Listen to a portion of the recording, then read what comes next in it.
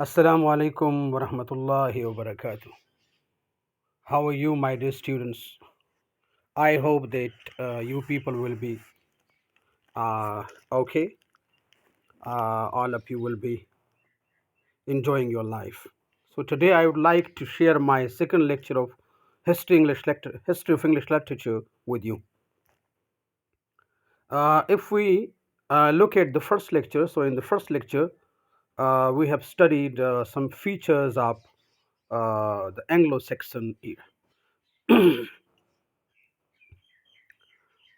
Now I'm going to start the Anglo-Norman era or the Anglo-Norman period. The Anglo-Norman period began in 1066 following the Norman conquest of England.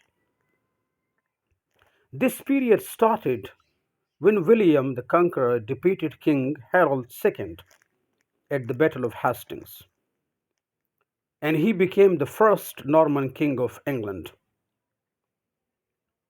It continued until around 1154, marking the end of the Norman dynasty and the beginning of an Angevin period.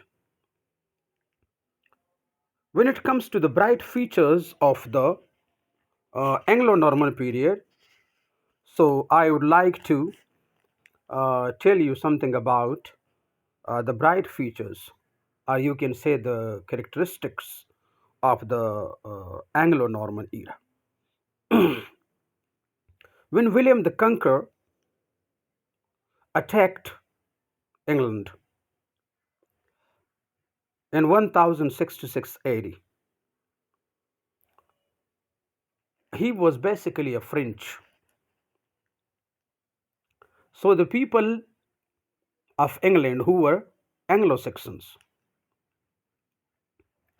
they became Anglo-Norman, and the literature of that time turned into Anglo-Norman literature.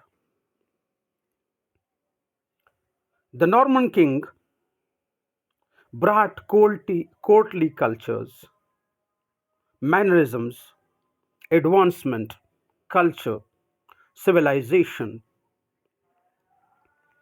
and some other necessary things which are essential for life along with him. And while interbreeding and intermixing with the Anglo-Saxon period, the Anglo-Saxon period became more advanced because of their arrival. It was the time of feudalism, and feudalism resulted into advancement of language and literature. The poetry of Anglo-Norman period contained French romances and Romance poetry. Romance poetry at that time was defined as anything that has roots in Latin language. The themes of the poetry of Anglo-Norman period were the themes of love, the themes of sacrifice, the themes of revenge, etc., etc. In the poetry of the Anglo-Norman people was not alliterative, it was rhyming poetry. Poetry was majorly allegorical. I mean to say they were using different kind of symbols in order to uh, make the harsh realities of life concrete and visible.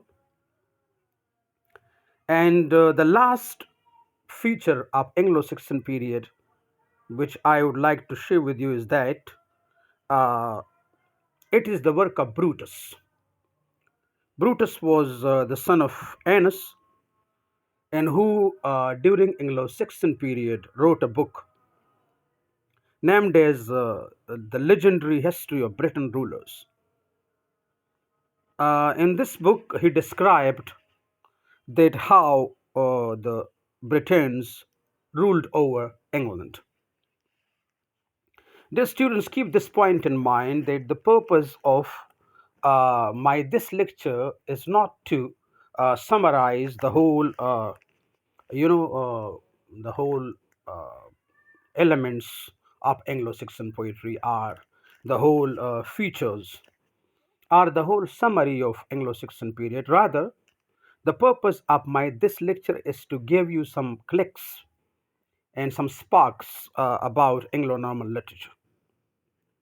Inshallah, inshallah have started a YouTube channel, and then inshallah you people will watch my detailed videos. It is basically a type of experimental classes. So, as we have studied that the people of Anglo-Saxon era, they were not socially advanced, they were not morally advanced, they were not politically advanced. Because of their failure in all spheres of life, when the French people came, so the French people civilized them. The French people gave them, the power of language. The French people introduced them with the courtly culture and mannerism, and the people of Anglo-Saxon era, they became a bit fashionable, a bit modern, and a bit suitable to live life in the society successfully. So, my dear students, when the Anglo-Norman people came to England, they not only advanced the natives of England, the Anglo-Saxon people, rather they gave them some new vocabulary, some new form of language. And according to a research, the Anglo-Norman period brought more than 30,000 new words and interbreeded them into the literature of Anglo-Saxon people.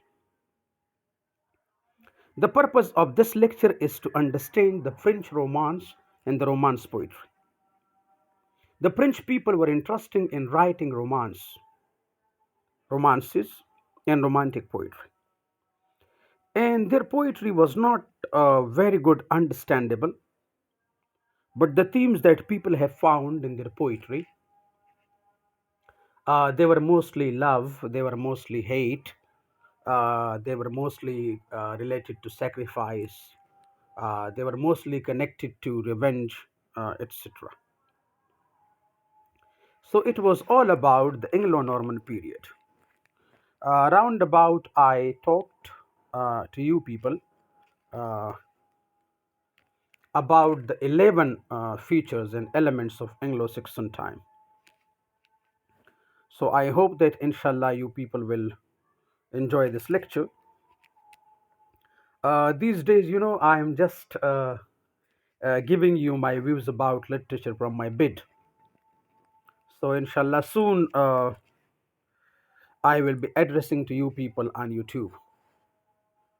Thank you so much. Wish you best of luck.